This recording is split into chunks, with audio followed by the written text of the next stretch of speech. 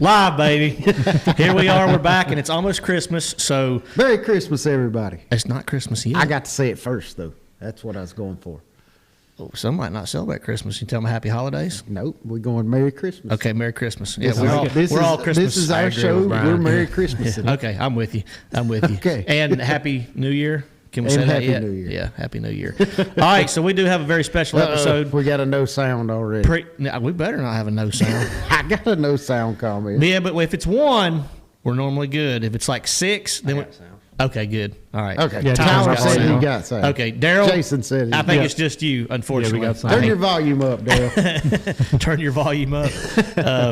Turn it off silent from where you had it on silent from work today, or when maybe his wife kept Oh, he calling said him just or something kidding. like that. Yeah. Oh, just kidding. That's not a good joke right now. I mean, we've been pretty good the last couple shows without having a major screw up. So, yeah, knock on wood. Yeah, so there's that.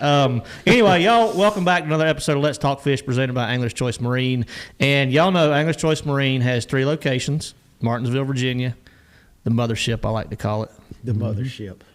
That is a good name. Pretty accurate, isn't it? I think Trent would appreciate that. Yeah, Trent would the appreciate that. mothership. Yeah. Is Trip the mother of the ship? I think he is. Is he? Okay, Trent. Trent is definitely Congratulations, you're the mother ship. of the mothership store in Martinsville, Virginia. Spindale, North Carolina, and Lexington, North Carolina are your 3 locations. I was actually by the Spindale location today, and they mentioned to me that there was like 2 or 3 25 model fiberglass boats left over, and I don't think there's very many 25 models left, period. But if there is one left, and it's what you're looking for, you better jump on it really, really quick, because the deals on them things are unreal right Yes. now. The 26 models are rolling in left and right. They got a full inventory, and check them out if you're in the market for a new boat. But open house dates, I've set them on every show for the last 4 or 5 shows, And we're going to continue until they're till y'all remember it. Yeah. And you show up and you come see us. But they are January 16th and 17th, Lexington, North Carolina. January 23rd and 24th is Martinsville, Virginia. And January 30th and 31st is Spindale, North Carolina. So y'all check out the open houses. If you haven't been to one, you need to check them out, because as far as dealership open houses are concerned, probably the biggest ones you'll see. Yeah, I mean, the wouldn't best one I've worked Wouldn't with. y'all agree? Yeah. So vendors, lots of tackle vendors, lots of food, lots of live music. Good times. Great deals on boats. You get to see his pretty face. Yep. I'll be there. And I mean, that's worth something. Hey, So you're working one, aren't you? I will be, so we mentioned this, I will be at the Spindale Yes. show both days. Brian will be at the Spindale show and the Martinsville And the show. Martinsville show. I would be at the Martinsville show. Trent's going to yell at me. He already has. But I have to be at the East Tennessee Fishing Show, and I can't be 2 You places don't at have. once. Todd can handle that. No, dude, I really need to be there. Todd can handle the East Tennessee That's a show. big show for us. It's a big show for there. Pulse. He needs to be there. See, Tyler knows. East. I just said it, Mike. I hope you might have a little delay, but I will be at the East Tennessee Fishing Show in Knoxville. Friday and Saturday, I think, is my plan right now. If I can be there 3 days, I will. But I think Friday, most of the day Friday and all day Saturday. So that's the plan. All I'll right. be at Martinsville. Huh? I'll be at Martinsville. Yep. I already said that. You should bring like one of them big fat heads of Matt and just hold it on a stick in Martinsville with you. Maybe That put doesn't it sound right like here, it. and people actually come up to you and talk to you. I don't think they would. No, like, what do you I think, they don't run? I think they would run. You think they'd They'd run? probably get sick. It is a pretty freaky looking fat head. Have you seen them? But they were made before I had any gray, so that's why we're keeping them. That's a pretty good This idea. is my good years. I need to- It was my good. As a I reminder need of my to good get years. one made now before I get all gray. Yeah, I will say that East Tennessee Fishing Show, as far as a retail show is concerned, It is a good one. probably the best. I mean, best retail show I've ever been to. I mean, do you know a better one other than maybe the Classic or something? But I do Classic. not. I put Classic and then East Tennessee right underneath. for retail shows, yeah. But it varies year on year. Like I've been to classics before that weren't as good as the East Tennessee show. Like it's Yeah. Like it's Well, kind of, where the Classic was somewhere one time where they had like a split level deal, and Yeah, you it was like didn't even terrible. realize half the vendors were there because you didn't know how to get to That's them. that's where it's going back to Yeah. All right. this year. oh nice. Knoxville. At Knoxville, that's where it was. That's where we had an LTF booth. Yeah. At one time. Yeah. See, I thought that one was pretty good. Yeah, well, we were down where the boats were, so we had kind of the natural traffic. Yeah, we were kind of right at the front of it. But in the retail section, I think there was like multiple rooms on different levels, so people like. I do remember that. I remember Great Outdoors had a booth, and I remember them. They were disappointed. Yeah, I remember that. All right, let's get on with it. We have a very special guest with us tonight. He actually drove. By far, you've set all kinds of records, by the way, not just fishing records, but he set a record for driving the furthest to be on Let's Talk Fish. That is hands true. down. That is true. Well, wait a minute. I lied. Who beat that? Canterbury won. But he was here for another reason. He wasn't just here for a show. No, he came up with Wes Logan, and they were on the show together. Oh, they came just for the show. Just for the show. Okay. And them some guns drove back that night to Alabama. Yeah. And but I remember I was gone for that one, so I didn't know I made a deal with him because we were at the Angler of the Year Championship at St. Clair the year he won. Right. And he won Angler of the Year, and I said, "You win Angler of the Year, you know you got to be the first guest. Your first podcast, like live guest, is going to be on Let's Talk Fish." So he said, "Okay, deal." Well, I also said, while we're making deals, you got to take me on a deer hunt, paid deer hunt somewhere too. He said, "Okay." He said, "I'll do it." And I'm like, I got all kinds of goodies. You came out good. Yeah, on that's that right. And he's like, I said, one day when you win it, Canterbury, Arey, he said, then you can pay it forward. You can take me on a deer hunt, and he's still waiting for that deer hunt. maybe 26 is your year though, man. Yeah, you never know. That's it. Never know. 26 is the year of Matt and Brian. Knock on wood. Yeah, I like it. All right, so we have Mr. Brody Lucky with us tonight, y'all, and Brody drove 4 hours to get here, and I did a little bit of research on Brody. Brody is also he's Angler's Choice Pro Staff. He has tied. Let me rephrase that.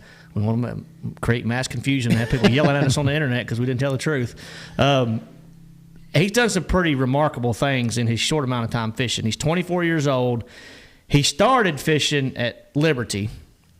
I mean, competitively, was those kind of your early tournaments? You've probably fished some. A couple high school events, but nothing crazy. Just kind of a little here and there, local stuff. Nothing huge. Well, and Brody was very honest about the Liberty experience. Nothing. This is not a crack on the school or nothing, but they had zero funding. He said basically, so it was all out of pocket. And for a college student to do that is tough. Yeah, that's very tough. Especially when you're competing. Very tough. You're competing at some universities. I wonder why because a lot of schools provide some assistance, and even some of the big D1 schools are paying a lot of expenses and stuff. Right, they're not paying them to go. See, I thought every school did that. So I mean, we were just fighting with the staff up there. It's like, you got to be an official sport, and if you're an official sport, you got to have a gym and like all this and that, and the training place. Like it was just a bunch of nonsense. You should have told them to buy a backhoe and start digging a pond. That's what I'm saying. They made a 33-acre lake up there just recently, and I'm like, so if you're going to give us a lake, at least give us a team. They built a 33-acre lake, but wouldn't give y'all a few $1,000 for some gas money. You're at where I'm at now. Yep. I understand the frustration. But all right, so Brody, 24 years old. All right, fished at Liberty, fished a little bit in high school. Graduated college in 3 years, by the way. I thought he just told me that. That's pretty impressive. I mean, it took me almost 5. So took me 5. Don't judge. But it took you 5? Took me 5. On purpose or because you kind of stretched it out? What was supposed to be my senior year, I decided I couldn't. Well, I didn't decide, but it became evident that I couldn't pass Cal 3, so I changed majors. I changed my sophomore year. So I waited till my senior year. Because the freshman year, you're not doing anything that goes direct towards your major for the most part anyway. But Brody has so he's fished with Major League Fishing and less than 50 tournaments, all right? And he's got 5 BFL wins. 5. That's pretty stout. He's got 4 this year, which set the all-time record for the most BFL wins in one season. Right. I imagine he's going to be a force to be reckoned with. Probably going to be fishing. He's going to with be you. taking my money. Good thing is he's in the major league. You don't have any. I know. You're not fishing bass, are you? Kicking my tail. No. I fished one nation event this year, the nation championship. But other than that, just do you have staying any with MLF. aspirations to go fish the opens or anything like that in the future? Or if we'll see, we'll see. Yeah, I originally planned to do the opens this coming year, but once I saw the payout for the pro circuit, I was kind of leaning towards that. Yeah, well, you're looking at it from a business perspective, return on your investment, right? And the opportunity to win the most money. So he's looking at it from a real fisherman perspective. Yeah, that's which is good. Yeah, that's right. And I'll be the first to say, look, the opens. If you're fishing the opens to make money, it's for the wrong reasons. If you're fishing the opens to make the Elite Series, I get it, but you better be prepared to take a hit, and that's just something that some people say that it doesn't make sense. From business standpoint, it just doesn't make sense. So a lot of respect for that. But so tell us, kind of like, did you fish? Did you just cherry pick BFLs this year? Or did you fish multiple divisions? Yeah, so I mean, as far as this year, I fished the Central and the Northern divisions of the Toyota Series. So I wasn't able to. I fished the full Shenandoah division and part of the Piedmont. I fished 3 out of the 5 in the Piedmont, which I wish I'd fished all of them because I ended up winning every single one that I fished in the Piedmont. Great. So you fished 3 in the Piedmont, 3 in the Piedmont, and won all 3. And won all 3. If I fished the other 2 and just shown up, I probably would have got Angler of the Year, but I was able to get it in the Shenandoah division, which was good. I got 1 win there as well. So you fished 3 in the Piedmont, won all 3. Yeah. Out of 5 tournaments, where'd you finish in the points just fishing 3 of them and winning all 3 of them? I believe somewhere around 25th. Somewhere in the 20s? Okay, yeah. So I'm going to go out on a limb and say he'd probably locked up the AOY title if he showed up in the other 2. Guaranteed.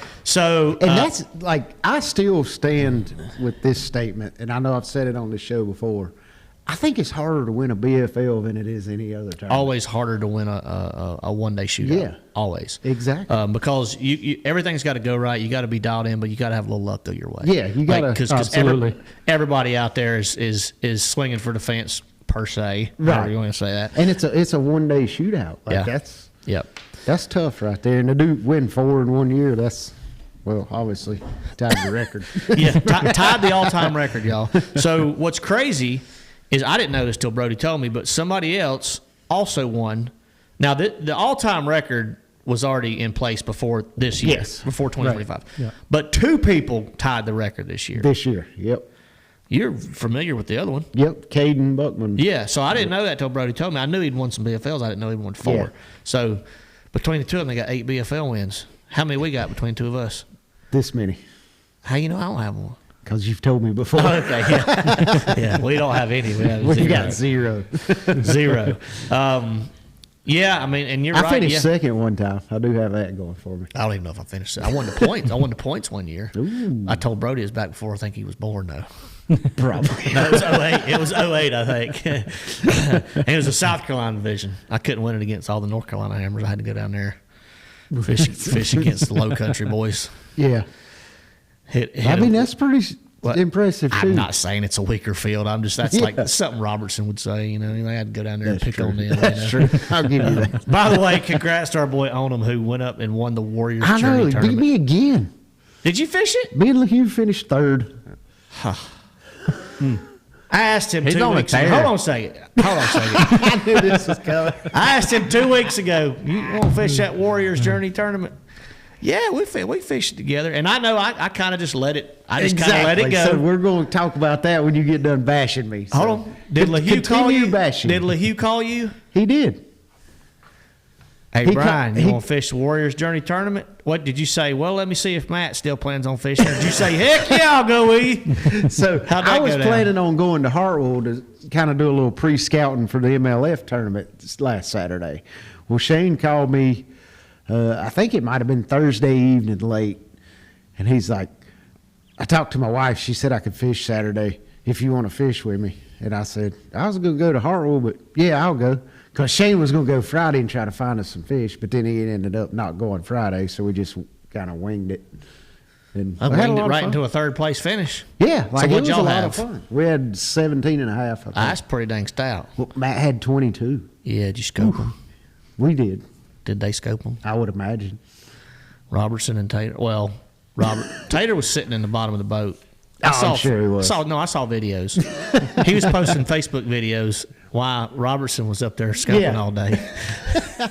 It was awesome. Pretty comical. It was a lot of fun. We had a good time. But you're not the guy that goes on social media and continues to just rub it in everybody's face. But Oldham's on it. Oh, yeah. He's on it. I got to respect it. I kind of like it. I'm fine with it. You go out and kick everybody's teeth in, you got the right to talk a little smack. 22 pounds on hickory, that's and Matt's a good sport. I will take a butt chewing and a butt kicking for that. I'm inviting Brody next time. You probably should. Well, I'm inviting myself in Brody's boat because he's probably more comfortable in his boat. That's a good point. And I'm good with whichever. Speaking of that, so being part of the Angler's Choice, what boat are you running, Brody? Z21. The XL. Nice. Running the.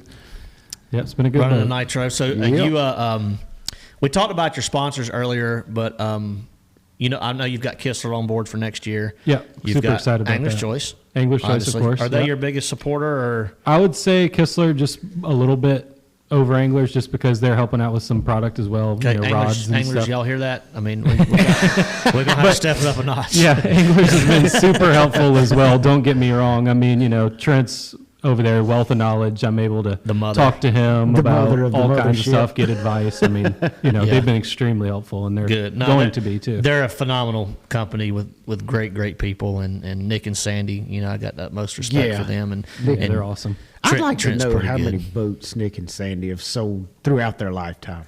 Oh my gosh! Could you imagine? They don't know. There's no way they know. Can't. I don't know if No. we can count that high. Nah, yeah, there's no way they know. All right, so let's get back to talking about. So Brody, this was your first year fishing what I'm gonna call AAA level circuits, like the Toyota series, and you qualified for championship, correct? Right. Where was the championship this year? Was it Grand Lake, Grand? Okay. Oklahoma. Yeah. Had you ever been there before? No, I went down to pre-practice a little bit and had Okay. a good pre-practice, but So yeah, was never that been. tournament in the fall? Yeah, it was like a month or two ago. Yeah, usually it's like first week of November. or Yeah, that's something about like when that. it was. Yeah. I think the 9th and 10th, if I'm not mistaken. Yeah. Could be Okay. wrong, but So yeah. that was your first championship at that level, and how'd you do in the second.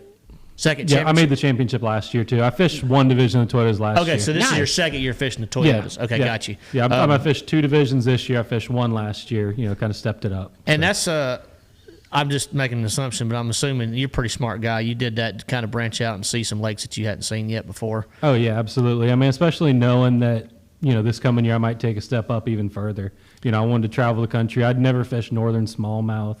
I got to do that for the first time, which, you know, anyone who hasn't done it, it's phenomenal. Yeah. So it's but awesome. That's what smart anglers do. They get out of their comfort zone and they go put themselves in places that they know that they're going to be in the long run if that's your goals. So what are your goals for 2026 and your plans for 2026? You stepping it up a notch? Yeah, headed to the Tackle Warehouse Pro Circuit. You know, giving it my all here. Going to fish a couple Toyotas as well. Hop in a BFL or two. Definitely hop in some of the Angler's Choice events. I'd probably jump in some BFLs if I were you. Yeah. I'm just saying. Yeah, they've been pretty return good going to there. me. Yeah, no doubt. But yeah, I'm looking forward to it. I'll definitely fish some of those Angler's Choice events, maybe the Virginia Elite 70s as well. I mean, just stay on the water as much as I can, put in that time that's needed to, you know, stay at top of my game. Yeah. So now you're 24. Are you living at home still? Or are you okay? So yeah, living at home. Your overhead, you're in a good spot because I mean you can really get out and fish a lot, and you're doing the right thing to stay on the water as much as you can. Because every other kid your age that's trying to make it is doing the same thing. Exactly. And you know what you're up against, obviously. You've gone out there and done very, very well so far. So Is that how you started too? Were you still living at home? at 24. Or when you started, like? Oh, you mean started professionally? Yeah. No, I was married, and we had our first house. Emily and I did in 06. Gotcha. And- And then you started in 07. Yes. Okay. Yep. You were. I was kind of. You were in the same boat, weren't you? Yeah, well, so I got married my rookie year in 07 in July. Okay. I got married the week before the God, you got championship. married your rookie year on tour. Yeah, I got married the week before the champ. I got like a 2-day honeymoon. Then I had I to should go know to- that I was there, but Yeah, that's She must like you or something. she did. Well, I ended up doing. I was leading the first day, and she ended up flying out. Allie and my mother-in-law flew out, so it was good. Wow. Jody Wright, he just threw a stat out there. Did you see that I stat? just saw that. So that was 1989, prior to Angler's Choice becoming Angler's Choice in Spindale. It was Green Boat and Yeah, Motor. Green Marine. Green And boat motor. Oh, that's awesome. that was going to be Hubert Yep. and that crew, right? Still in '89, they Yep. sold 1,040 That's boats out of that insane. location. I believe it too because Oh, I I know do. that man sold Rangers from New York to Florida, Everywhere. all up and down the East Everywhere. Coast, and I think he got his wrist slapped a little bit for all that too, because he was taking so much business from everybody else. You yeah. know, but definitely the number one Ranger dealer in the country. And to this, what's amazing is to this day, Yeah, still the biggest. Angler's Choice is still the number one Ranger dealer in the country. Well, normally And they're Triton number dealer. one. Yeah, and Triton. And Triton, yep. And they're either number one or number two Yep. every year for the last whatever years. But very, very cool. So I got a question. I heard you mentioned the Virginia Elite 70. So that's a circuit that I've heard a little bit about. I've just heard rumblings about it. But tell me about that circuit, how it works. Why is it called the Elite 70, and kind of the structure of those tournaments? Yeah, so for the Elite 70, I mean, it's a certain number of anglers that are invited. So it's an invite only? Right, it's invite only. I was actually able to get an invite. I fished this fall the Virginia TOC Tournament of Champions on the James River and ended up winning that. And they're going to uninvite you is what they're going to do. Yeah, I'm super excited to do it, though. But I think they've upped it a little more than 70 boats. But they had an open sign up for like a little bit, and I think they had 123 people on the waiting list. So it's a pretty. Oh, wow. Yeah, it's a pretty. Now, is that a team or an individual thing? So they have two circuits. They have a team series, and then they have the individual solo series as well. You doing both, or I'm gonna do the team just because the tournament that I won. That's how you get the invite to the team one. But I might do some solo ones in the next coming years. Okay, cool. Nice. Yeah, I have heard a lot of good things about that Elite 70. And you're spreading yourself out and fishing all kinds of stuff, which is smart. I mean, that's good. That's definitely going to give you a good base and get you, going to make you versatile and give you a very diverse background too. So, yeah, absolutely. Jones said, Grand sucks. It's too unpredictable. It's definitely an unpredictable lake. How'd you do there this year? I came in 14th. That's pretty, I believe. That's pretty dang strong. There's like 200 strong. boats in that deal, isn't there? Yeah, somewhere in there, 200, 250 Yeah. ballpark. Yeah, I had a 6.5 day one that really, The really fall, got me up there. Yeah. That's a giant there. Old school jig flipping over a dock cable. I mean, it was like that's such textbut grand too. You know, sawing on the cable. I mean, good Lord bless me. I mean, I'm There you go. so happy I got that fish over the cable. So My co-angler's like reaching under with the net. And, oh yeah, I forgot that y'all can use nets in Toyota. Yep. So that's pretty awesome. cool. So what about your the Tackle Warehouse Pro Circuit schedule for next year? I've seen it, but I can't remember where all do y'all go? Yeah, starting off with the Harris chain. Okay. Got Santee Cooper as well. When Santee, is it early or? Yeah, it's like February. Oh. Yeah. So it's going to be a slugfest on that one. Well, it could be that or hard to get a bite. I've seen both ways in February. So Well, even if it's hard to get a bite, it's still going to be a slugfest. well, somebody will catch. Somebody will catch four that weighs 27. You know, like. It's still gonna be a but I slugfest. remember BFLs back in the day when. Oh yeah. They'd be in February, and if you had two that weighed 10, you got to check. Oh yeah. You know what I mean? If you got 8 bites, you got to yeah. check. But now, I think it's a little different now with the and live sonar. well, that's what I was getting. So my next question, you got Santee. So what's the rest of the schedule after that? I'm trying to pull it up right now. I've been so You got- locked no, in you're- on those two. You're just fishing so much, you can't keep up with it all, right? Right. Yeah. I got Yeah. it I'm right just here. always on the water. But we got Wheeler in March. Okay. Douglas Lake in May, 8th through the 10th. Lake Eufaula in Oklahoma. And then Lake Champlain, of course, which is awesome. I'm excited for that one. And then the Kissimmee chain is the championship. That's interesting. Oh, the Kissimmee chain's It's going a to be the championship. Yep. So very September. interesting. That's going to be fun in the fall. Yeah. Yeah. I've only been one time, but I had a really good time. I had like 37 pounds there one day. And, Yeah. I mean, then the wind changed direction in the college national championship, and that was That out went the, away. out the window. So, you know. Always have a plan B, C, D, E, F, G, H, I, J, K. Absolutely. Yeah. But it's hard when you catch 27. Especially You're in like, I'm Florida. fixing Oh, it. 37. Florida, 37. Yeah, I'm sorry. it was 37. like unbelievable. We pulled in there in the first like 10 I wouldn't even minutes. have went we to caught a second 9 then. and a 7. Then we went to the other side of the pepper grass field and caught a 6. And we're like, okay, this is ridiculous. And we pull up in tournament day 1. No one there. First cast, catch a 6-pounder, and then the wind picks up, and that was the end of it. And that was it. Good Wow. gracious. It was like one of those what could have been type of Yeah, deals. yeah. I've had a lot of those. What could have been? Yeah. Too. Yeah. If I'd have called 37, I probably wouldn't even have went the next day. I was like, yeah, I'm done. Yeah, I won't get a bite. Yeah, Won't get a I've bite. used all my luck up. I'm done. Who's Nancy Zipperer 8819? I don't know. I think that's Shane's wife It could be. or just a fan. Could be. I mean, her. I'm assuming Nancy's a her. Yeah. Exact comment was, I like Shane LaHue. I mean, there you go. Thrift does Shane's too. got a secret admirer. Thrift likes Shane more than me, apparently. So, You, all right. you ghosted me. So Matt, I kind of so did. I Not gotta purposely. I defend just kind of myself. gave up on it. So Matt was giving me a hard time fishing with Shane. So Matt, probably a week and a half ago, he said, "You want to fish that tournament?" And I said, "Yeah, if you want to, I'll fish it." Well, that's the last I heard of it. True story. I never got a call back.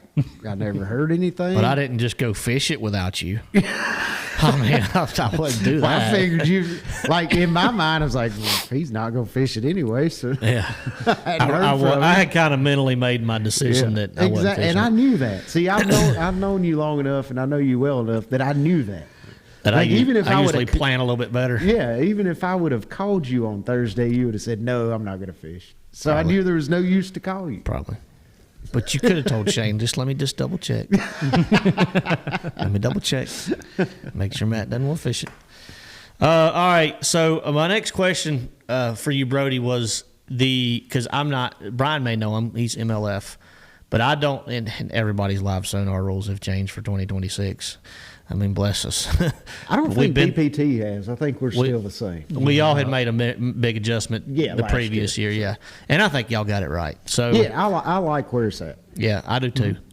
Especially from a fan standpoint, I like it a lot better. Right. It's more engaging. I like what Bass is doing next year.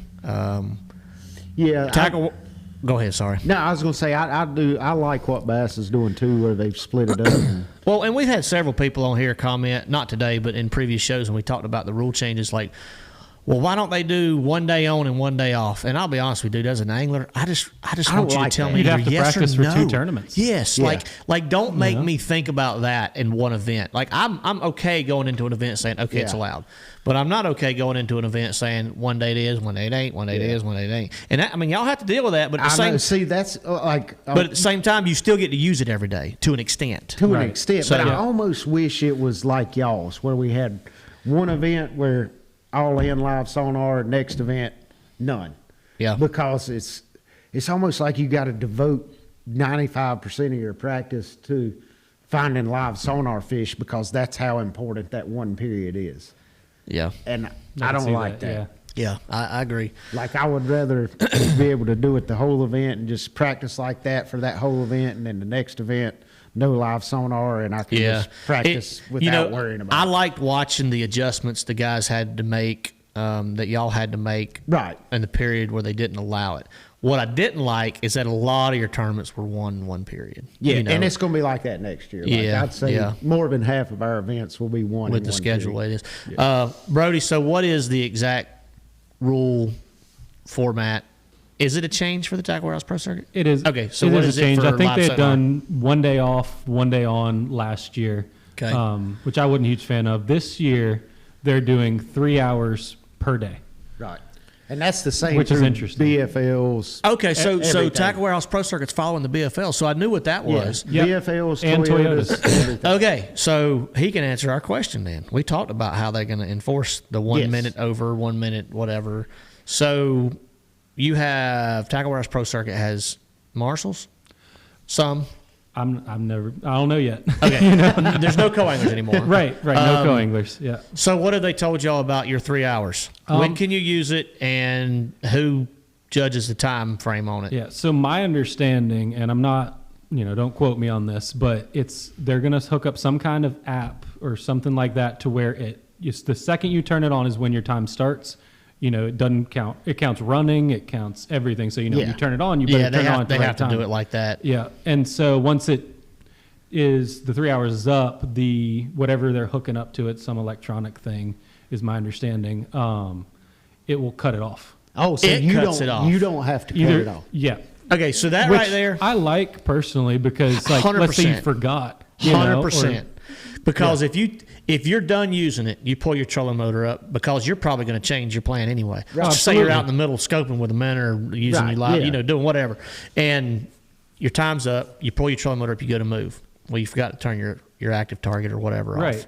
And it's not like you run 17 miles up the river to fish some flipping fish or whatever, right? And you're like, oh crap, it's been on 17. So that right there is the only thing I've heard that actually makes sense. Yeah, I do like that, as long as it works. Yeah, I'm hoping that's what it is. There could be a couple glitches first tournament, like 6 DQs because somebody's. There's going to be glitches. I mean, it's a computer, ain't it? We put on boats, the more glitches we have. Yeah, that's my understanding. I'm not like 100% sure on that. I'm hoping that's what it is, because like you said, Yeah, you take don't a wanna lot have of to the worry error about it. out of it, you know. And What's going to suck is when you throw your minnow out there and then it turns off. you got a 6-pounder chasing it, and it cuts off. That'd be my luck. I'm like, oh, God, man. this is a giant. Or you're up north. I've done this now. I've lost a big smallmouth before and then caught the sucker later because I chased him across St. Clair. Yeah. Absolutely, The yeah. beauty of live sonar, right? I'm being sarcastic. And I ended up catching him and weighing him in. He was like a 4.5 pounder. This was Nice. That was a good one. We had a guy. It might have been Alex Wetherill at Lake Fork who loses an 8-pounder, jumps at the boat, follows this fish for like 600 yards, gets it to bite again, and catches it. Really? So didn't imagine that situation when you're running out of time. See, I would have given up on that. I would have followed. You don't him. remember? I talked about that story on this show. I don't remember that. He don't never listen to me, Tyler. Didn't McKinney do something like that about breaking one off with a McKinney jerkbait? caught a 6-pounder that had his broke off jerkbait in its mouth later on in the And day. chased it. Yeah. Dude, I'm telling you, it's been some crazy stuff happening with live sonar. Yeah, no kidding. That's But insane. all right, let's I don't have let's that keep much rolling. patience to follow one fish that long. I say, screw him. I'm gonna go find another one. I do if he's big enough. I'm about to But he's say, got to be big. If you know that joker's big enough and he's like changing the whole outcome of the day, why wouldn't? Well, see, Like, when I see one that big, and I'm following him, and I make 5 or 6 casts, and he shows a little interest, but then like after about the 6th cast, I pretty much just cuss him and call him a catfish, and then I go look for another one. Well, I think even in the last Open, didn't Fisher and I have one for like an hour? He I was chasing it remember with the seeing glide. like That he was was in trolling Florida, down yeah. the canal, just followed his bait for like a half a mile. It was like an 8-pounder, and he boat flipped it. So Michael Burr, that's interesting. So he made a comment, kind of in response to what you said, how y'all are going to regulate on tackle water's pro circuit. That he says, I think we are getting cheated in the BFLs not having that, in my opinion. Well, I'm 100% agreeing with you, Michael, because if you're specifically, it's all on you to turn it on and turn it off. There's going to be tons of people that screw that up. Tons. Every tournament. And who knows how many guys will be like, oh, I'll pay you $50, co-angler, if you don't say anything. Right, yeah. So it would be much better if it was electronic, to where it wasn't up to the person, because you know, when you leave it up to people, they're going to be liars, cheaters, whatever. 1,000%. Jeremy said he'd chase a double digit for a while. Yeah, me too. So I love live chat. So you see the comment where it said this message is held for review. So the rest of the public can't see that. Only we can, because it says DD, I bet. Okay. What? I don't see that. Never mind. Oh, DD. Yeah. Only I can see it. Oh, because I'm the administrator. All right, see that that doesn't make one. me feel so bad now. Thank you for making me feel like an idiot. Well, now y'all know what Jeremy said. He didn't make. I mean, I'm that's he scrolling meant, through like, what is it he stands for talking about? double digit. Stands for double digit. He's talking about like chasing a 10-pounder. You know, not anything dirty. Which apparently, I mean, I would love to chase a 10-pounder, but when I can't get it to bite, I'd cuss it and call it a catfish and go look for another one. That's what I do. Probably why I don't catch 10-pounders on live sonar. Dude, I'm telling you, the kids that repeatedly catch giants, they commit to it so hard. Like And- I'm starting to get now where I can tell the difference between catfish and stripers and all that. So I'm getting a little more proficient at it. So- still not good at it. I but got I'm a getting question. better. You got a couple big wins at the James River Absolutely, yeah. and Tidal River. How much are you using your live sonar in the grass? Be honest. Quite a bit. Okay. Quite a bit. But I'm also, mixing in some other stuff too. Like grass edge can be good. Yeah. Offshore brush piles, root Yep. balls, stuff like that can be good. Yep. But I figured out a couple different colors of chatterbaits that are really weird colors, but they catch them. And I'd say at least 2 or 3 fish out of every each of those BFLs was on. We can talk about No, those without after it. the show. Yeah. Ooh, yeah. No doubt. Secrets for us. Secret colors. We're not Everybody supposed to- can we're get not- all of whoa, this. whoa, whoa. We'll just say they like purple. That's the reason we started this show was no secrets, man. Well, you and I don't keep secrets. This is Brody's.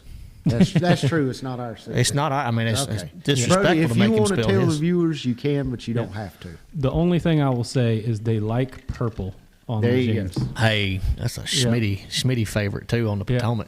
Yep. Sorry, Smitty. Tidal places, they like purple. I don't know what it is. Think it's blue crabs. Could be. Definitely could be. I mean, I'll be fishing all the time, and just here comes the little blue crab just floating on by, or the little It's fiddler crazy. crabs. They're swimming along Yeah. like this far. Yeah, in the water. dude. So I'm I've been telling waiting you, like, for so long to see a bass blow up on one Yeah. too. have you ever seen a Topwater blue crab. crab We in need one a of their blue mouths? crab top I water. have. Okay. Yep. I've had one floating around in a live well. Okay. Not a big one. Yeah, but small ones. Yeah. Yeah. So to me, I think they're just as nutritious, and I mean they're just as apt to eat them as they are crawfish. Oh yeah, I mean it's just a different shaped Yeah, crawfish. it's pretty really. much the same thing. A little bit spikier, but same thing. I mean, I remember back in the day we used to, you Tidal River, you know what snagless sallies are. Oh yeah. Yeah, so like my favorite color was always a black and purple. Like, I mean, and it just flat used to catch them. And then for some reason, it's just one of them baits that used to catch bass, and I quit throwing it, Brian. It's usually what I do. We've talked about that. We said we were going to bring back an old bait. Oh, we had. I meant to tell you we had some comments on the last show about doing that. We got to do that. Yeah. Maybe that's how we christen the new year, reminiscing on old baits. Old There you baits. go. Yep. Yeah. What do you consider old? Because what you consider old, I mean, they might consider ancient. or what we consider new, they might consider old. You know what I'm saying? Yeah. So where's our line there? Is it like 10 years? I think is 15 years? anything that's not made anymore Okay, fair enough. or has been changed from the original. Okay. Don't bring a wiggle wart. Right. Okay. Yeah, I that's love the that obvious. thing. Yeah. Yeah, you like a wiggle wart? I caught a 7-pounder on it like 2 days ago on Smith. Oh, There you go. there's the goods right there. Yeah, love that thing. You want to catch 7-pounders? Go throw a wiggle wart on Smith Lake. Probably throw one all day and never get a bite. I would. Very few All right. and far between. But I throw it a lot of them. Yeah, otter cat. That's like I should have that on a T-shirt. I don't catch 10-pounders on my FFS, but I sure throw it a lot. That of would them. be a wear that good shirt. t-shirt. It'd be a very good t-shirt. Be a great T-shirt. So, which one are you looking forward to the most out of the Tackle Warehouse Pro Circuit tournaments? Honestly, I'm not even necessarily looking at any individual tournament. I'm just like focused on whatever I can do to get fish in the boat. You To know, catch like 'em. I haven't even really looked at all the. Well, have you tournaments been to that I'm- Champlain before? I've been once. Okay. I was in the 70s in the Toyota series. Listened a little bit too much to the dock talk because that was my first ever event. Easy to do. On Northern Yeah. Smallmouth. And I was like, okay, I don't know what I'm doing. Let's talk to everybody I know and see what they think. And Half you of them know, lied to you. and half of them, like, yeah. Well, or probably just more don't like know 80. what they're How talking many you about. say? If he talked to 10 people, how many of them lied to him? 9. Depends on how good you know 'em. Probably 10. Like No, that's not true either. That ain't true either. well, I believe it. Yeah, I mean, I found some good Wait, some of my- boulders. some of my and- best friends will lie to me. If it's There's people money I on the know line. good enough to ask them, like I would believe them. But you wouldn't ask 10 of them. No, probably Yeah. not. yeah. So, do you have somebody that you're rooming with next year that you can kind of really confide in? Yeah, I'll be rooming with Hayden Obar, and then Nice. Yeah, I think Bank Shaw and the Nut Brothers will be there as well. Okay. Yeah, if I'm not mistaken. Y'all were all Y'all sharing gonna have houses to- together? Yeah, I Okay, believe good. so, yeah. Yeah. Good. So, looking forward to that for sure. That's Yeah. pretty much your top 5 all year next year. There you go. There you All go. right, money in the bank. So, it's the Nut Brothers, Bank Shaw, Hayden Obar. you, and Hayden. Yep, that's What's my Hayden's understanding. last name? Obar. Hobart. I don't know if I know that name. He's I've heard of the Nut constantly in the Brothers. top 10 in the Toyotas. Yeah. There you go. All the time. Yeah. And who's Great dude, who's too. the oldest person in that house? You? At, Might be. Yeah. At 24? That's weird for me to say. It'd probably be the first time. What's too. the total age of Brody and his 4 roommates next year on the tackle wire? Do they break 100 together? Yeah. Well, since we got No, 5, yeah. If we had there's 4, no way then they're no. breaking 100 together. So, how old are the Nut Brothers? I mean, they're still in college, so So Yeah. 20, 21, somewhere in there. somewhere in there. Okay, so you got 3 there that's not even 60-something total. Right. Hayden might be my age or a little older. I could be Yeah, wrong. so y'all don't Yeah. even break 100. I mean, we got 5, so we'd Oh, we'd you be do. like You clip 100, 106 or something like that. Yeah. Yeah. on average though it's less than 25 for sure. So, yeah, y'all be dangerous. Y'all put your heads together and tell each other the truth for what it's worth. Tell each other the Sounds truth. good to me. And if you don't want to tell them the truth, just don't tell them. That's the way I look at That's it. it. Yep. All right. What's next, Brian? I don't know. We do have a trivia question at the end of the show. Y'all don't forget. Trent doesn't know it, but he's sponsoring the trivia giveaway again. So he can give away whatever he chooses, but he usually gives away one of these freakishly awesome. Look, that's stuck to the table. That's probably your Zot spray or No, something under there. no. But we have a heavy duty weigh-in bag. This is not the one you're getting. Pour a This little one's- bit of that sun drop under Yeah, there. yeah, probably diet I sun drop think under there. Matt spilled whatever's in his "Don't be a dumb bass" cup. There it came up, and it's still in perfect shape. Yeah, it'll still weigh fish. Yeah, but yeah, heavy duty weigh-in bag, then maybe a hat, shirt, New Ranger boat. Depends Who on knows? what Trent's feeling like. Depends on I'll be what in there Trent's answering that feeling like. question for a New Ranger boat. Actually, Brody will be back up there. He might could just pick out what they get if he's going to be Reckon we back could by talk there. Trent into doing a special tackle Pack or pack something. or Yeah, something do like that. He'll do something. Brody's favorite baits. Brody's top 3 baits for the Ooh, that's a good idea. to win 4 BFLs in one season. That would be good. I could do that. Yeah, as long as we don't tell anybody what they got. Yeah, So so only one person gets to know. yeah, Ooh, yeah, that's I like pretty that. special too. I like that. So I'm gonna try to answer. Did I win? no, you know the answer. Oh, yeah. Actually, you probably already forgot it since you don't listen to me anyway. But no, you can't. You I cannot. vaguely remember. That's enough to where you can't play. All right. So we got about 15 minutes or so. Any questions for Brody? Y'all shoot them over through our live chat here. We got 100-something viewers roughly. Appreciate everybody tuning in. I know it's close to the holidays, but Yeah. hopefully everybody's off work at this point. Christmas Yeah. Eve's tomorrow. Yeah, It's Christmas Christmas Eve's Eve right tomorrow. now. And Chris, what's your plans for Christmas, Brody? You gonna fish? Probably. Yep, getting ready. I'm love headed to the Harris Chain on the 28th, so I'm going to be packing up for that. Wait, what? On December? Yeah. You go to the Harris Chain December 28th? Pre-practice. Oh, I got Yeah, you. I got you. Okay. Yeah. So you'll go. So that's 3 days after Christmas. But are you at home doing family stuff? Christmas? Yeah, Okay. family stuff. I'm actually headed up tomorrow to my grandpa's. He's in Martinsville, so we're gonna do Christmas there, then Christmas at my house for the normal family, and then Okay. head Nice. out. Yep. Now, who else in your family fishes? My dad does. He He gets you into it. kinda. Yeah. I got him into the bass fishing. He was more like up in Cape Cod, stripers, bluefish. Okay, yeah. The salty stuff, which I still love, but. So are y'all from up that way originally? So I'm from Georgia. My dad was born in D.C. A lot of moving around, but Okay. Yeah. Got you. Well, cool, man. Yeah, he actually won a Toyota on the co-angler side this year on Pickwick. Did he really? Yeah, I was that's so cool. excited for him.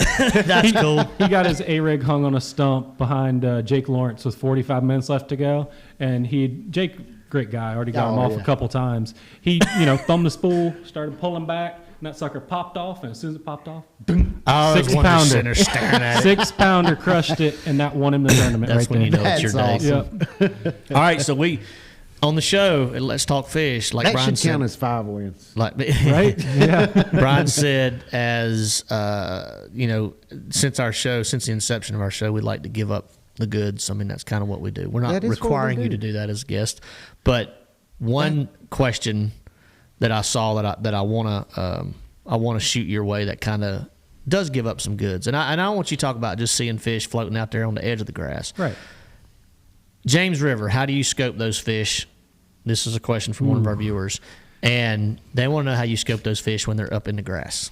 Yeah, so it's all about your live scope settings. As far as you want to turn your gain way up, right? So when you do see one of those bright blobs being the fish, it becomes a really bright return, and then you're going to want to bring your depth way down to like 15 feet, and then bring your distance in to like 60 or 70. I run a 16-inch screen, so I'm able to bring it out a little farther than normal. But if you're on that 12-inch screen, bringing it to like 50 is good. But have pretty much, if you're going deeper, you want to expand. If you're going shallower, you want to tighten down with your settings. So as far as what you can see, those are really, really. Now you run Garmin or Lowrance? Garmin. Okay. Yeah. So those are what's your gain roughly when you're doing that particular deal? In mid 70s, but Okay. every unit is different. I've gone through 3 different transducers, beating them up Lowrance and Lowrance stuff. same way. I've had to play around with everyone that I've I got. think so, that's pretty much, even side imaging transducers Absolutely, yeah. will And- behave differently at different, settings as far as. And I will say on the James River too, the side scan is just as, if not more important, for that application, because you can see the little grass edges where it cuts in and out. You can see the irregularities The where you want to irregularities, focus. Yeah. right. So, and that's what a lot of the guys, I know a lot of the pros over the years, they'll scan grass edges for days, in practice Absolutely, and things, yeah. just looking for inconsistencies. Right. I've spent so much time side scanning on that river. It's ridiculous. So that's some pretty good stuff. Like, Oh, yeah, that's the juice right there. The settings on your live sonar, your FFS, whether you're running Garmin or Humminbird, is the key when you're definitely fishing for fish that are up in Absolutely, the grass. yeah. But cranking that gain up, like Brody was talking about, dropping your depth range down, or actually bringing it up. Excuse me, that sounds backwards. I'm thinking dropping down, bring it up. Yeah. Y'all know what I'm saying. And then zooming in. I mean, getting your down and your out range. You're getting everything a little bit closer where it blows Just it to up. show you the best. So I run the Humminbird, the Mega Live 2, and on the Humminbird, I can take, when I get in that shallower water, like 6 feet or less, Right. I can change my installation depth on the graph, and it'll actually trick it into thinking. What is installation depth? The depth your transducer is below the surface. Right. So Okay. So Sorry. you can change that, and it'll actually show you a better picture in shallow water. Okay. Gotcha. So like if you're in less than 6 foot, I'll put my installation depth at like 5 feet. Okay. And it blows it up and draws that shallow water a lot better. Gotcha. yeah, I have played with that some. It does help. That's one sure. setup on my Lowrance I've never looked for and or used is my installation You need to do depth. that. Yeah. Apparently, Yeah, I need to yeah, do that. it's a good idea. I do everything else Yeah, that Brody's need to talking do about, that. but I don't think I've ever played with that much. All right, well that's pretty good And stuff. it also works good if you're throwing topwater baits on open water fish. Oh, yeah. You can raise it up and you can actually see that topwater bait. Oh yeah, I coming can see see it my come spook across top walking water, side to Yeah, side. I can see a spook Yeah. going at like 100 foot, and then you see them shoot up and go. So your boat setup, you talked about you running a Nitro 21? 20? What's up? Z21. They want to know your boat Z21 setup again, XL. and your boat setup and your electronics. What all you running on your boat this year? Or Yes, for 2026? so I've got a 16-inch MBT in the front that I'm looking at for my live sonar. I've got it in the back as well, and one little sneaky thing I like to do is put the trolling motor down and then get back in my seat, put that motor in gear. Yeah. And so I can watch that because those two units talk, my Garmin 12-inch and my So what are MBT y'all's 16. restrictions on Tackle Warehouse Pro Circuit as far as your transducers, how many inches of screen, all that stuff? Do you have any, or is it follow BPT? Yeah, it's the transducers are limited to 2, isn't it? 2, I believe. 2 live? Yeah, 2 live. Yeah. Okay, so you could can actually have run one on the jack plate if you wanted to. 2 combination of live and 360. So if you've got a 360, you can only have You can- one yeah. live song. Oh, okay. Exactly, yeah. Okay. So that's one thing I don't agree with MLF did was lumping the 360 into the live Yeah, it's sonar totally category. different. I mean, Yeah. that's I you might bet as you well it's make just one like side side scan of- unit. A couple of your compadres took care of that for you, didn't Oh, they? I know that. I know that. Yeah, I actually agreed with you on that, and it didn't. I mean, it does affect me now, but I didn't. I never saw 360 as live sonar. No, it just it's doesn't. not. It's not even the same ballpark. No. But the fact that guys complained about if you're gonna do this, you should do that, and I'm like, man, it's just something else to whine about. Yes. Like Too come much on. whining going on. There's a lot of that. Yep. Yeah. Yes. All right, so it's 7:52. We're getting close to our trivia question time, but we had. I thought I saw. Oh, I see a couple questions. Color gain setting. I guess maybe he's I don't know asking what nothing about palette. that. What palette you run? I just run the standard, Is that the amber color? Yeah. So we have a new one with our 25.2 update that we had with Active Target. Came out a couple months ago. I got it actually when we were at St. Clair, and it's got this super bright green palette. Dude, I have that's cool. fell in love with that thing. Like a fluorescent. It's not fluorescent, so it's a little fluorescent, Yeah. but it just real it just bright, glows, though. Yeah. man. And for me, it's fighting.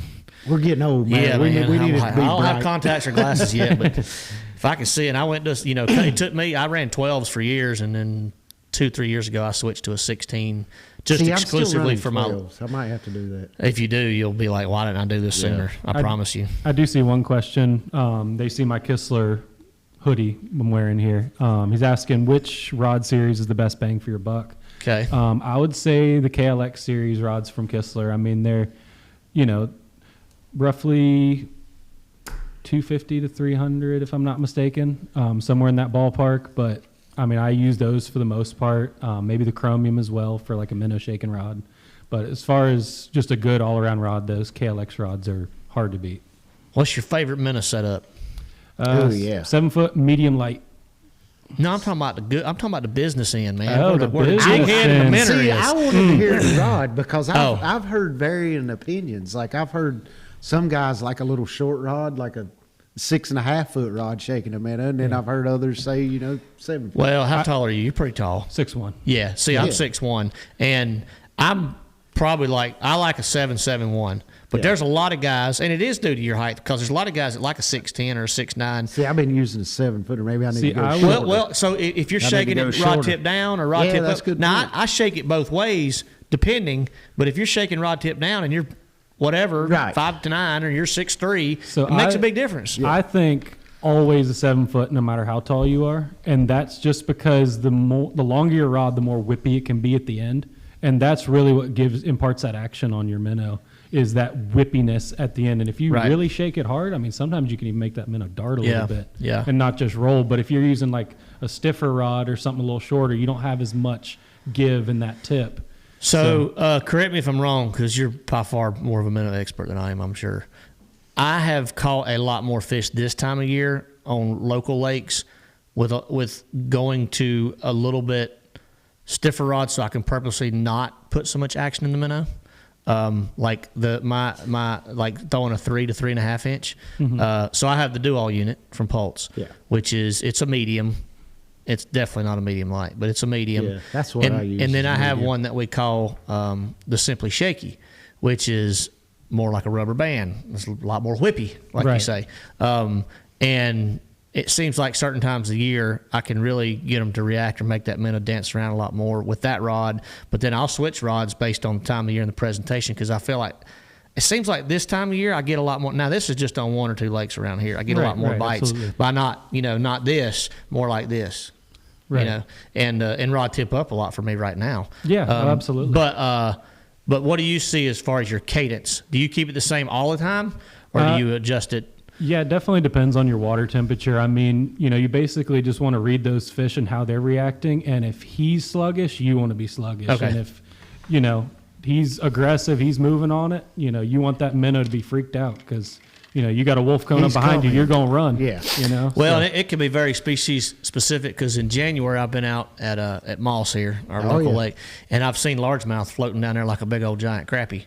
And it's almost like I had to put it in their face like a crappie. But then I've had a spot that chased it from here past that window to get it. You know what I mean? Oh, absolutely. Species makes a huge difference. Yeah, and the smallmouth up north, of course, that's a whole different ballgame. Oh, yeah. Love them. But, yeah, that's a different ballgame. Hey, we've gotten this question on the show a bunch, but I'm going to shoot it over to Brody.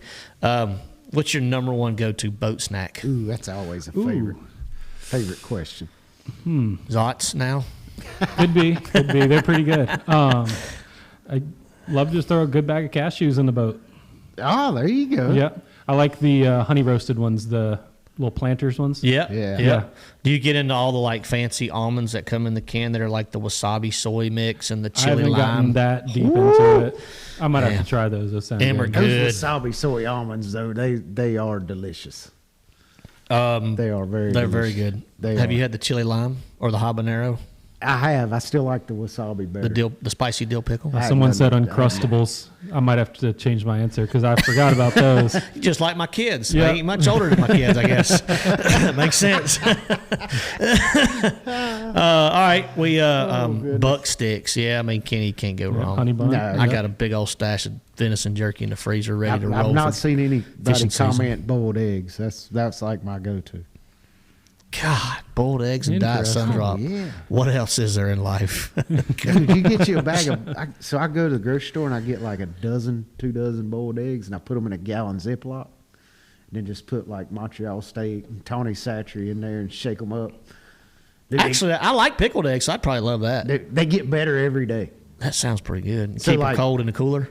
Do what? Keep them in the cooler cold? Yeah, on ice. Yeah. But like by the end of the tournament, they're delicious. So I always make them like 3 days before I leave, so they're just right. Honey, I can't do honey buns. I can't either. Christmas tree Pickled cakes. quail Christmas eggs. tree cakes are the deal. I thought he was going to say pickled quail eggs. Them pickled quail eggs is what Milliken. yeah. He keeps a jar of them things on the boat. Yeah. I don't like pickled eggs. I like pickled eggs, but I don't know about a quail egg. I'm not big. What's that? Eggs taste the same. Yeah, I guess No, an egg's an egg. I all don't know. there ain't no way all eggs taste the same. We should get a jar and try them right here. I think eggs are Go eggs. find us a jar, Tyler. I know where to and get I'll- the jar. Will you eat one if he brings a jar in here? Of course. I know where to Okay. get them. I mean, as Where? long as like Great the Outdoors. yolk Oh, okay. to the white ratio is comparable, it's got to taste the same. Well, quail eggs much smaller, so the I don't know. I know, but it's got a smaller yoke too. So it's good. Does it? That's You ever talking seen about the the inside one? ratio. Someone It's just all said, about "Don't the skip my ratio. question." Oh, So sorry. I guess we'll Sorry. look at it real quick. Let's back You it may up. have to ask it So again, it Pringle. says if Brody is making multiple casts at the same fish on scope, what are his first, second, and third choice? An adjustment based on the fish's behavior, and entire bait, head of jig head or head size of jig head, color of bait, and bait size. Well, no wonder I skipped his question. It was a paragraph. It's like 8 Yeah. questions in one. Yeah, I didn't want to kill Brody. Brody gave us Yeah. some goods, y'all. Jeez. Yeah. No, I'm So kidding. you got to ask questions with less than like 10 Right. words. I for can't Matt. read past that. Yeah, Yeah, let me write you a book ADHD real doesn't quick. allow me to read questions that long. I mean, basically, the short and simple answer to that is it all depends on the body of water you're on and, what they're eating. And you can't just be like, okay, I throw this thing, and this thing. You got to look at it as like, okay, this is what they're eating. Okay, this didn't work. Let me try a different size. And it's just simply a trial and error type of deal to where, you try Let's- enough things and give Let's enough create a situation. opportunities. So, all right, you're at Smith Mountain Lake. Yeah.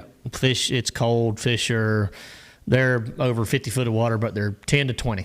Okay? Suspended out in, there, in the right? water column. They're suspended. Yep. What's your first? Just to give him a starting point, what's your first thing you pick up? Lines, not line. Forget line size. Just Head color of size bait, and bait. clear water, Yep. Smith Mountain, jig Okay. head size, color of bait size.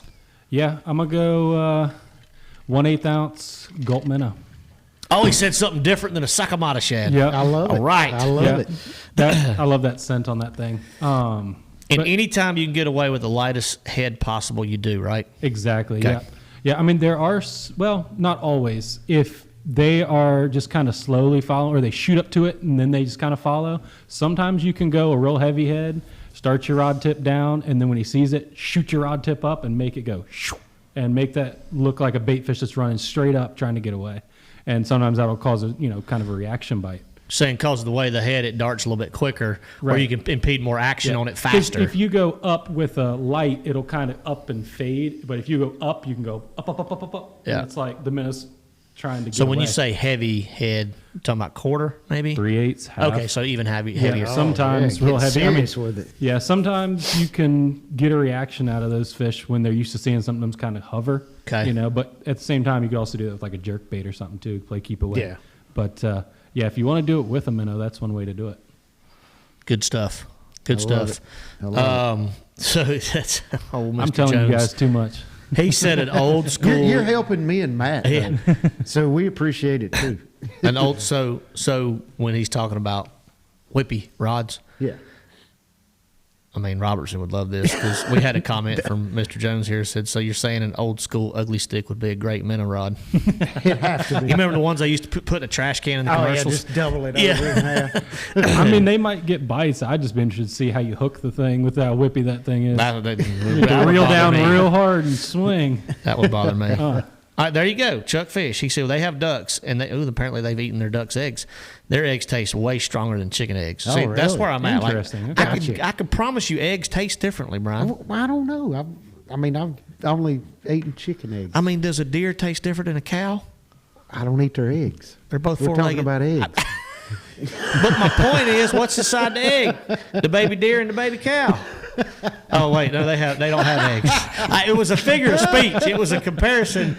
You know what I'm saying? we're It's a we're different. straying It's a off. different We're straying. species. Therefore, it should have a different taste. Thanks for the comment there, Jerry. Ostrich Ostrich eggs. eggs are Dude, that'd good. be like eating a dozen chicken eggs at one time. How big's an ostrich egg? I mean, they're like this. Are they that big? Yeah, they're huge. Well, you wouldn't need but one of them in a Deer eggs Ziploc suck. and a half a bottle of Montreal steak seasoning. I wonder. I Deer need eggs a suck. hard-boiled ostrich egg. I'm getting that T-shirt. Hard-boiled ostrich egg. No, the T-shirt that says "Deer eggs suck." I couldn't tell you. I've never had one, but I had a lot of deer, That's but funny. not deer eggs. All right, one more question. It's 8:04, but Brody drove a long way. What's your Indeed. go-to outside of FFS? Will you still throw a minnow blind? Oh, I saw this question somebody asked the Yeah. other day. Will you throw a minnow? You never did it before. I never did it before. No. You never did it before. I take that back. I have thrown a sassy shad, an old but we fish-o, a wasn't stick fish-o. shaking it. I wasn't shaking it suspended like that, but I was fishing it, pitching it, and like hopping it along the bottom. And I've done things like that in the Right. past.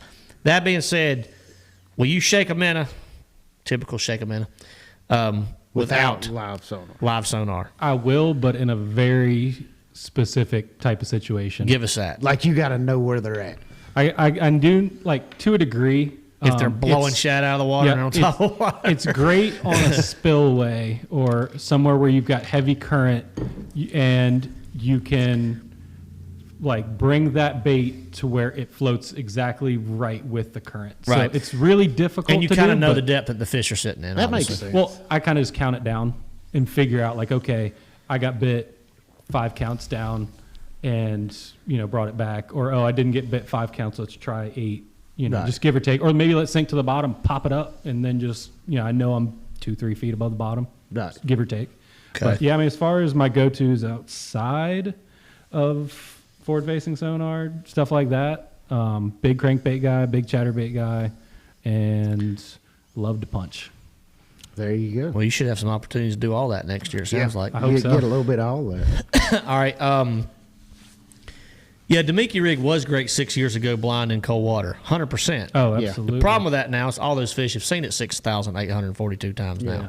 So if you can get one vertically under your boat that's shallower than 20 foot now, you're doing That's pretty pretty good. impressive. You're doing pretty good. Pretty I ain't impressive. got one to bite like that in a minute. Well, yeah, we used to catch them drop shot in Moss Lake in 12, 13 foot Yeah, of water straight under on the 2D boat. sonar. I They're like remember- piranhas under your Yeah. trolling motor. I remember the first time we had the Forest Wood Cup at Lanier in like 2010 I remember or that. 12. Yeah. Is that the one Wheeler one? No, that was the one that kid from California won, Kevin Hawk. Oh, yeah. I think it was 2010. Okay. But I remember that one. We were all running around with our 2D, just dropping a pink worm. Yeah, dropping on a 'em, pink worm. and like every one of them would just come Oh, yeah. commit They'd crush suicide it. on When I first got on forward-facing sonar, I didn't start with a minnow. I started with a drop shot, throwing it out to the suspended fish with like a real light weight, and then shaking the drop shot like in the middle of the water column. Okay, And, yeah. I mean, I was on Kerr, and I caught 80, 90 fish a day. Jeez. You know who I mean, used it to- was awesome. You know who but- used to do that a lot? Who's that? Aaron Martins. Yes, he did. Yeah. Yep. He was did do he was that a lot. way ahead of his time. Way ahead. Yes. All right. So you've been voted back. Jerry Glenn Voted to said come you're- back. He Thanks, said you're a Jerry. great guest. He voted to have you back. I agree. We'll have to have you back like at the end of 26 after you win like 3 invitationals next year. No pressure. Sounds good though. to me. I like that plan. Next time he comes back down here and drives 4 hours, we'll have to take a day and go fishing or something. Exactly. Go out I here. like it. Yeah. We'll just get in the back of his boat and he can Exactly. Yeah. Exactly. Bring your eggs and your sun drop. I will do that. So I'll have something to And eat, what are you going to drink. contribute? My company, Brian. Fair I mean, enough. what else? Sounds good to what me. else do you need? I'm bringing quail right, eggs, Tyler? though. I'm bringing quail eggs, man. Tyler says not no chicken comment. eggs. All right, we've run out of time. It's 8:07. We actually went about 7 minutes over. Brody's got a little drive back, but again, thanks for joining us, Yeah, man. thank you. Yeah, I happy to be appreciate here. you driving down and jumping on the show, and y'all keep an Are eye you out for going to work Brody. in? I know we talked about what Matt and I were doing for the Anglers Yeah, Choice sorry, I open didn't mention houses. that. So He's what, gonna- he's what gonna open be at houses are Martinsville. you going to be able to work any of them? Yeah. So I'll be there at the Martinsville location Nice. as well on that weekend. That's right before I head down to Florida for my first event. Good So, deal. Yeah, There looking you forward go. to that. I mean, I went as a kid, thought seeing the pros talk about fishing was super cool. Got to talk to them, and it's kind of cool being on the reverse side of it now, getting to talk to everybody about fishing from that side. Who was your favorite pro when you were, I'd say a kid, but Yeah. that was like 6 years ago. So I don't want to sound 8 years ago. like corny or anything, but this guy right here, for sure. Thanks, Whoa. Brody. Yeah, Oh, I- you talking? You I'm- pointed yeah, at Brian. Right Oh. here. Yeah, because here when I was growing up, He's blushing. I You read got a magazine. Brian I read a magazine Thank you, like Brody. 10 years ago when I was just little, and he said a quote that like changed how I think about fishing. He said, I don't even know if you remember. You said you win tournaments when you find fish doing what they're not supposed to be doing. Yep. And that changed used my to do whole that. perspective on how I fished. I mean, it made me be like, holy crap, I don't have to go do what everyone else is doing. I can go do my own thing. And it just like And when it got the clicks. wheels turning. And yeah, I mean, that was like my moment. I heard him say that, and I just completely ignored it. Maybe that's my problem. Yeah, so I forgot how to do See, it. see Yeah. all these checks up here? Yeah, most of them are his. Yeah. All but one maybe or two. What I don't know. Whatever. The majority of them are his for sure. But yeah. All right. That's good stuff, man. So yeah, it definitely was a turning point for me though, for sure. Well, we will. We'll definitely be following you next year and wishing you the best of luck. And a lot of very entertained viewers, and you gave up some good stuff, man. We appreciate that. Yeah, Everybody appreciates gave up that. the juice. And Yeah, I always say, man, like, and you're young and still getting in the game big time, but credibility in this industry and this sport's everything. And, you know, if you're full of crap, people can sniff it out pretty quick. Right. And you are definitely not that guy. But very credible. That. Obviously, your credentials speak for itself, too. Right. I mean, for what you've done at such a young age, it's pretty phenomenal. And I'm sure you the best is yet to come. So, all right, trivia question time. It does relate to Brody, kind of, sort of, not really. Brody's not the answer, by the way, before y'all start sending in the answer. But we spoke of what Brody did this year. Pretty amazing. He tied the BFL record, all-time record, with 4 wins in 1 year. 4 BFL wins in 1 year. And that record was set a long time ago. I'm not going to tell you what year, but a long time ago. And I need to Don't want know to give any hints for the first and last name of the guy who originally set that record. The answer's not 6. It's a name. They don't even let me finish the question. They start answering. Hey, I'm just glad There's one nobody wrong put answer. 6, 7. You know who I'm talking about. We talked about it earlier. The one he said? No, the guy who wasn't exactly fishing fair. Yeah. Oh, yeah. Yeah, That does not 100% count. doesn't count. Yeah, so It's not Tony Christian. yeah, there we go. I wouldn't I'm have gonna go ahead and dropped say You names. it's said not- you weren't going to say his I name. said I wasn't going to say his name, but before people start answering, Yeah, so not him. it's not Jason Christie. It's not Jacob Wheeler. It's not. I don't even know if has Wheeler. Yeah, Wheeler's won some BFLs. Yeah. Yeah. It's not me. I'm Yeah. assure you of that. I've never won a BFL. Yeah, David Wright's won a bunch, but he's never won has. 4 in 1 He year. has. So y'all, not Matt Arey. Thank you, Mike. Thank you. That is correct. You are the winner. Wasn't Van Dam. Hanselman. So let's talk about Hanselman while we're. Yeah, he won 4 Toyotas. Yeah, I need the first and last name. Yeah. For sure. So Yeah, this is going to be a hard one to find. I mean, I would do, four BFL wins, phenomenal, unbelievable. What Hanselman did is he Won swept everything. the entire Toyota division one Yeah. year. Won- I fished that championship that he won, by Won the the way. 3 regular season events Yes, and then won the championship. and then won the batting championship. 1,000. That's impressive. Y'all, we're talking about who set the original record BFL. for the most BFL wins in one season, which Brody tied this year, which was 4. Man, I'm getting a lot of like some OG hammers Yeah, that have won good a lot of guesses BFL. for Oh, there it sure. is. There it is. There it is. I don't know how he Googled that unless he knows the guy. Because I don't even know. How would you search that? I I don't know. Call out the I winner tried and to then we'll search talk it, about but It's I- Terry Thomas. It is Terry Thomas. Terry Thomas. Kenny with Tech 771. I saw a Terry earlier. I did But too, that's but not. it was That the was wrong- Terry Blitz. But Yeah. Kenny came back and corrected himself. So I'm glad it was Kenny because Yeah. now Kenny's not going to be yelling at me for not giving it to him the first time. All right, Terry Thomas in 19. What'd you say, Brody? 99. 1999. A year I graduated high school. Yep, He long was- time ago. He was setting records. So there's a 3-way tie for the most BFL wins in 1 year. in one one year Yeah.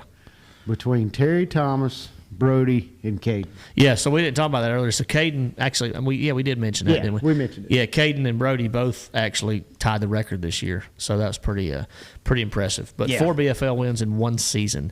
So now, That's strong. I guess, man, you were just going to have to go out there and win 5 next year.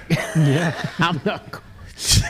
I'm not going to could fish. fish- I probably won't fish 5 BFLs for the rest of my life. If I fished every BFL all year next year, I don't think I would win. In every division? In every division, I would not win. Well, I mean, your record right now is like 0-60, so probably like what mine is. I don't think I fished 60 BFL. I don't think I have either. I But think I only fished one full season of BFL. But Chuck Fish said his AI is too slow. You had to get a faster. You got to get a faster processor, you Chuck. got to pay for that premium That's subscription. right. I think they're going to have that AI subscriptions and different levels of them in Oh, the future. God, yeah. They already did. Yeah. Yeah, they already got They it. already got it. Are you Yeah. subscribed to AI? I'm not Yeah. subscribed to any AI. That's why you don't get the You good guys stuff. see? That's why you got ChatGPT or paid ChatGPT. Yeah, you got Oh, to you got to no. pay to get the good. I mean, if I was in college, like trying to get through it, I'd probably pay Yeah. for it. But That's the next You step. see Kyle Welcher made a video about AI tells him where to fish and what to do and everything. did. oh, really? Yeah, that was pretty cool. I know. So Kyle, I got mad respect for Kyle, but I've known Kyle Yeah. since before he made it to the elites, and he is a one of the most calculated and intelligent anglers you'll ever get to know. He's very, very, very intelligent, and that's funny that you said he's the one that did it because it doesn't surprise me. I could see him or Drew Gill doing that. Yeah. So how did it pan out, by the way? He caught some fish. Did he? Yeah. I mean, Just strictly off AI. Yeah. It's not in our rules he next won year. the Pasca tank by like 700 pounds. 700 pounds. Yeah, I told him. It was like dude. 40 something. That was a record. I said by they're the way. on them You just wait, stumps. talk Kyle, about they're on them subscriptions. stumps. You watch what's coming. I don't know when it's going to come, and I've not heard this. This is just my speculation. But I say before long, we'll be paying subscriptions to get the updates for live sonars. You'll be paying a monthly subscription to get it. Yeah, I agree. Kenny, by the way, sorry. Kenny won our trivia question.